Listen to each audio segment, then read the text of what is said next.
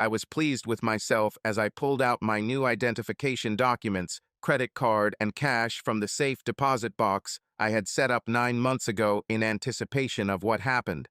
Although I was pleased, I didn't pat myself on the back because that's what I expected of myself. You see, for better or worse, I am a genius. The test showed that my IQ was 180, but I tried not to excel at it too much.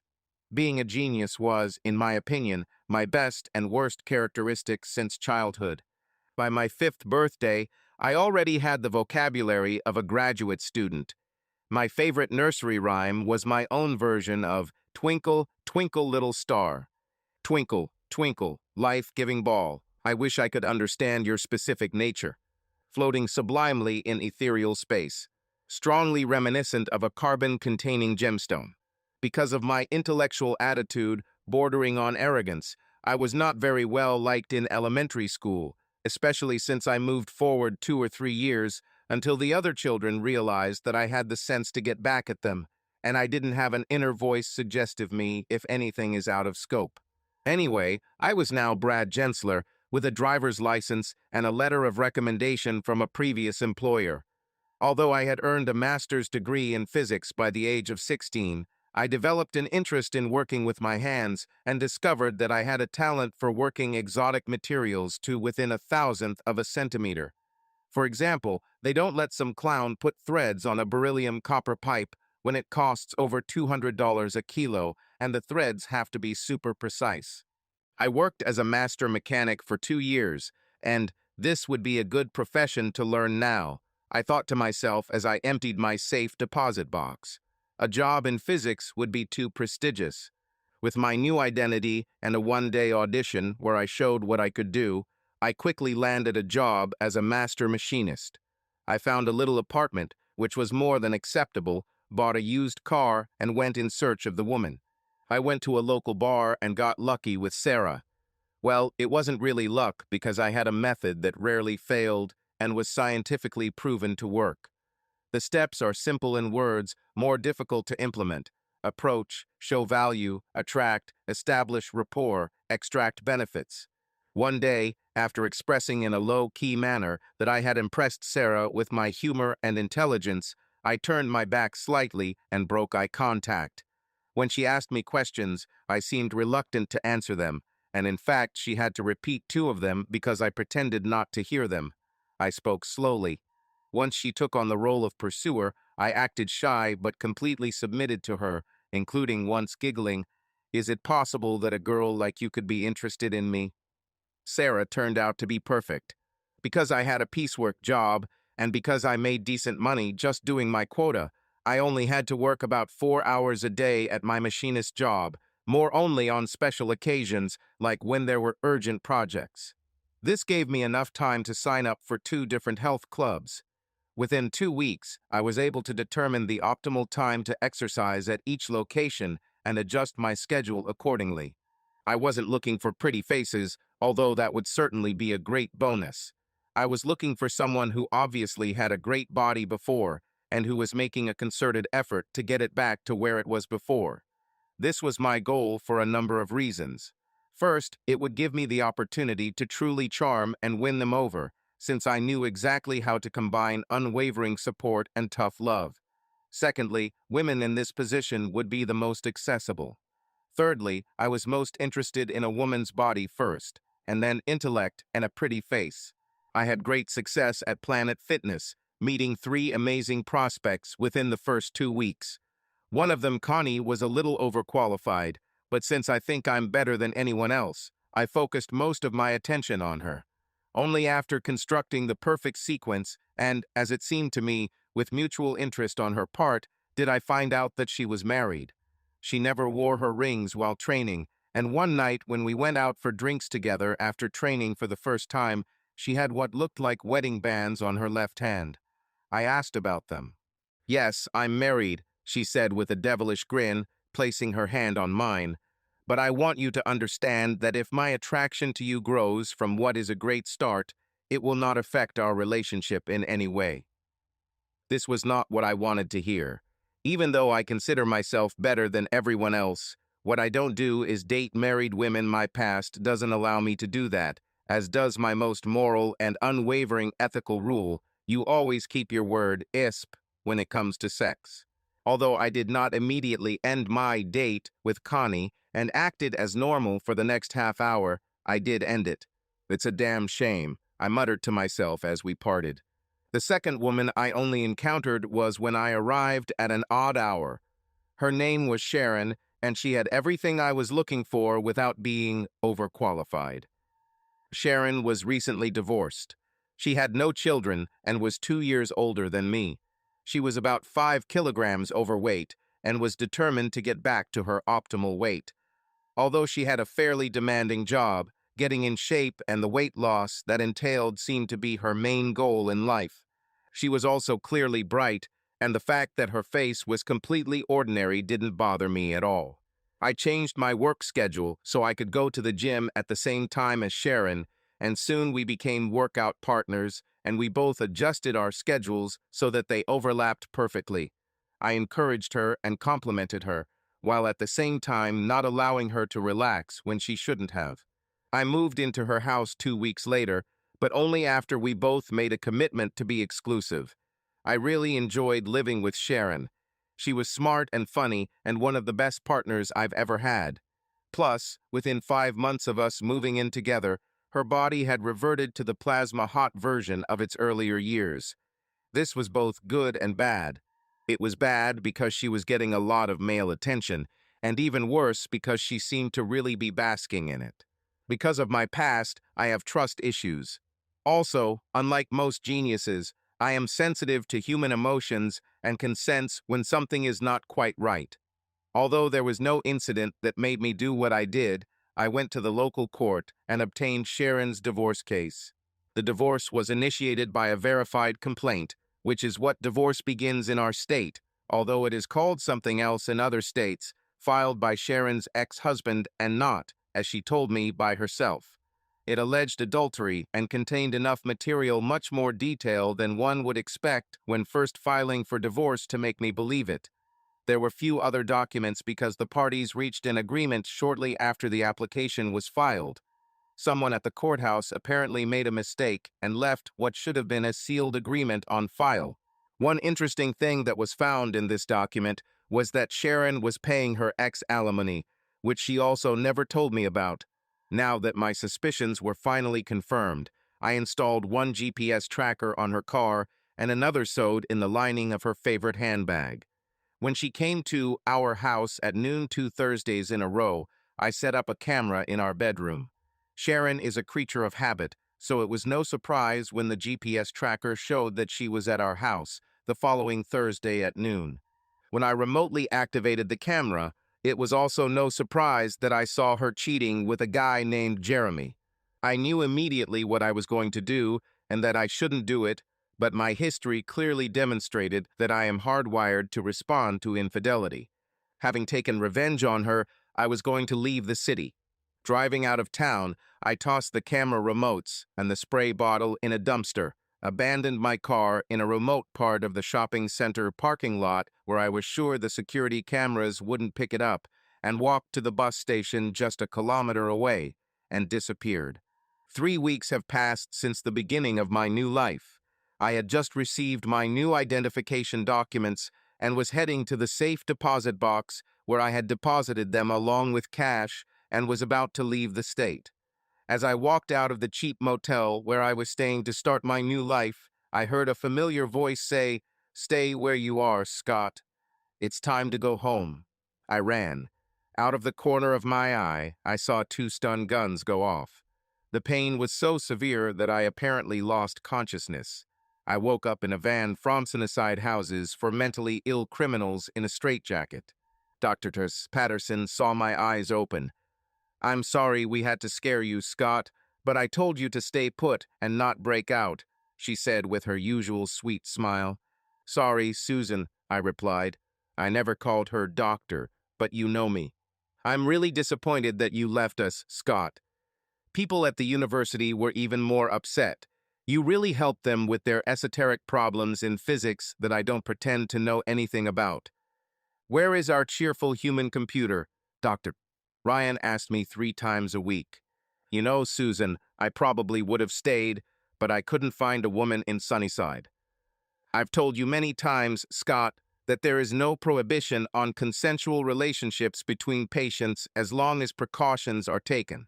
Yes, but all patients are not suitable for me, and you will not allow the only nurse who does not look like a cavewoman to sleep with me. Scott, you cannot expect me to allow sexual interactions between staff and patients or to break the law. Well, then what about you, Susan? You're a great fit, but you're not giving me a chance. That last remark was made as much to shock Susan as it was to compliment her, although I knew she was so cool that it probably wouldn't have made any difference. To that, nor to anything else. In fact, she was pretty enough, except that she was married, and you know my prohibition on that, so it was just talk on my part. Oh, Scott, how flattering. You're a good guy, but I'd lose my medical license and my husband, and you wouldn't want that, would you? I could no longer help you cope with the impulses that made you commit murder. Jenna was my ex-wife. I reacted a little more strongly than I did with Sharon and Jeremy when I walked in on Jenna and my brother. If I wasn't a genius and couldn't figure out exactly how to be found insane rather than guilty, I probably would have received a death sentence. Susan began talking about when I could meet with Dr. Douglas Ryan and his team of graduate students, whom I was helping delve deeper into theories about matter and antimatter than ever before. This was something I would never have been allowed to do if I had been sitting in prison. One of the many good reasons why Sunnyside was better than prison. When I came to Sunnyside, something changed. In addition to the increased security, my escape resulted in a new patient that Susan hadn't told me about. Her name was Brittany. Brittany looked stern, like the actress from the movie Women in Prison. But even more noticeable than her rugged appearance was her appearance. I couldn't help but stare at her when I first saw her, hoping she wasn't an idiot like so many of the patients at Sunnyside. "What are you staring at, idiot?" were her first words addressed to me. "This might be the best body I've ever seen. I would apologize, but I'm not the least bit sorry. I see it. Maybe we can try a relationship sometime. Hope always burns in the human breast, doesn't it?" Thus began my love relationship with Brittany Burns. It turned out that Brittany was a genius too. In fact, and not just figuratively, her IQ was 170. However, we had more in common than that. She was also declared insane after she took revenge on her husband and his mistress. In fact, as far as I could tell, she and I were the only people in the state, at least during the time the records were computerized, who were found not guilty of murder because we were legally insane under a test of irresistible impulse, which is of paramount importance in our state. As an alternative to not knowing the difference between right and wrong, in our state, someone may be found criminally insane if he or she experienced a sudden mental shock called a dissociative reaction, and that dissociative reaction created an intolerable tension that could only be relieved by taking immediate and violent action. In both of our cases, testimony from more than one psychiatrist supported the conclusion that we were legally insane due to this dissociative reaction. That is, we have passed the test of irresistible impulse. Because Brittany and I were the smartest people in Sunnyside staff and patrons, included despite our less than friendly initial verbal exchanges, we gravitate towards each other. I continued to help Dr. Bowles Ryan's team with their antimatter project, and she joined another group at the same university that was analyzing large amounts of social science data. Brittany and I ended up sitting next to each other at every meal, and if we weren't discussing some intellectual topic, I'd propose to her, and she would alternately turn me on and confuse me. One day at dinner, they were throwing a party for one of the patients, and the centerpieces were fake chess pieces. They also served cherry pie for dessert. The last one wasn't anything unusual, but it was the first time I noticed that Brittany actually ate the pie. I usually ate it, but I didn't really like it. I just wanted something sweet. An idea came to my mind.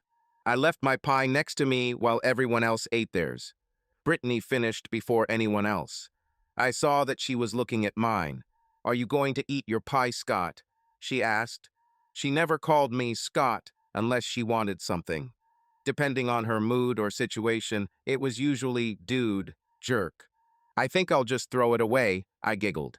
Then give it to me, she said, licking her lips and holding out her hand for him. I picked it up and moved it away from her. No way in hell. This is mine, and if I want to throw it away, I will, I replied with a truly devilish smile. Okay, what do you want? She snapped, crossing her arms over her chest. I want you to play chess with me, and if you lose, we'll sleep. She looked at me for a long time. Then a smile appeared on her face that rivaled mine in its devilishness. Fine. We'll play after dinner, and if you win, we'll sleep together tomorrow. Agreed, she said, holding out her hand. We agreed, I replied, shaking her hand. My pie was eaten in exactly 30 seconds. She looked at me the entire time she was devouring it. After the patient accepted the gift from the staff, and everyone sang, "It's your birthday song. It doesn't last too long." Hey! In Sunnyside, they don't sing Happy Birthday for fear of copyright infringement, although I have told them many times that it is not infringed by the performance. Brittany and I retired to play chess. I never lose at chess. I mean never. She cleared my mind. Saying, "Checkmate," she knocked over my king, stood up and said, "Better luck next time," and slowly walked away. I chalked up my loss to being too excited at the prospect of being with Brittany. When I played her the next 3 nights of cherry pie, luckily they served it every 5 days. The chef enjoys cooking and most patients enjoy it. I was really upset. The next time the pie was served, I decided to show my annoyance. After Brittany devoured her pie, she reached for mine. "No, take your hands off. I'm going to eat it tonight." "What's the matter? Do you know that your little brain center can't compete with mine and can't lose at chess again to a higher intelligence?" She giggled. "You must be cheating, but I just don't know how," I giggled in response. "Besides, you probably wouldn't make a good lover anyway." "I'll tell you what," Brittany replied, still not taking her eyes off the pie. "I'll give you a 2-pawn advantage, and I promise that this will be the most luxurious evening you've ever had in your life, with the remote chance that you will win." "Okay," I replied, extending my hand. She shook it, grabbed the pie, and ate it straight from the dish without even using a utensil, and grinned. I truly believe that Brittany would have beaten me even with a 2-pawn advantage, but a smart ass like me sensed that she was losing the game. She must have been just as interested as I was, because she stayed in Sunnyside for 4 months and didn't sleep with anyone.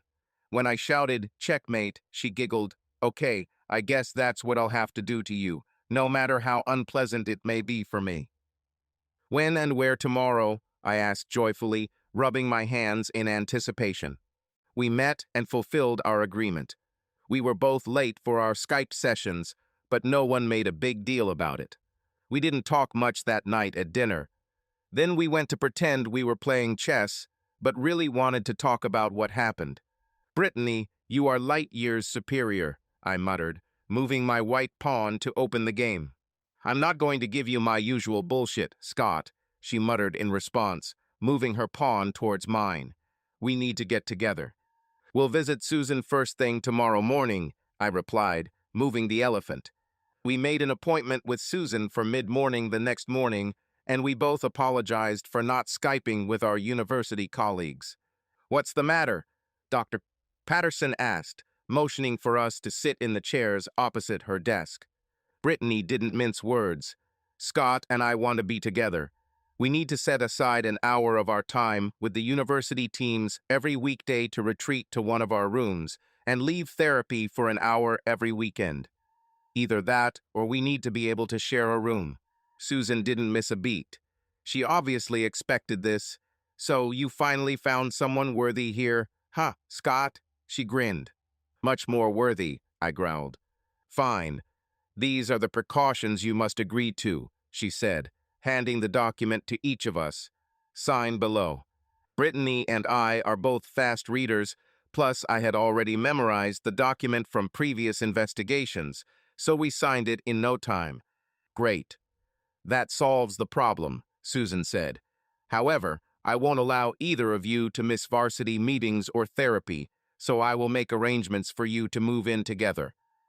An obese patient in Ward B4 with a double bed is discharged on Sunday. On Monday, you can leave your chambers and move there, she answered casually, Susan. What will we do until then? Brittany asked. You've gone without this for months. Surely you can last another 3 days, can't you? She giggled. Brittany was about to leave, but I knew a good thing when I saw it and quickly diffused the situation. I jumped up, stood between Brittany and Susan, and said sincerely, "Thank you so much, Susan. Now I don't have to dream about this with you every night." Susan giggled. Brittany looked like she wanted to say something, but I ushered her out the door, then turned, smiled, and waved to Susan. I wanted to find a place to stay for the next 3 days. Brittany snapped when I pushed her away. "Don't worry. We have staircase B," I whispered. One day I whispered to Britt, "Do you want to know a secret?" "I want to know everything I can about you," she whispered back. I faked mine dissociative reaction. I learned everything I needed to know about it before plan revenge. "Will this make you leave me?" I said. Brittany laughed for a full minute straight, barely holding back her tears. "What's so funny?" I asked 3 times before she regained her composure. "I did the same," she grinned. I broke into a wide smile. "I think we are made for each other, don't you?" "Hell yes, and as long as we don't cheat on each other, we will live long, loving, happy lives," she replied.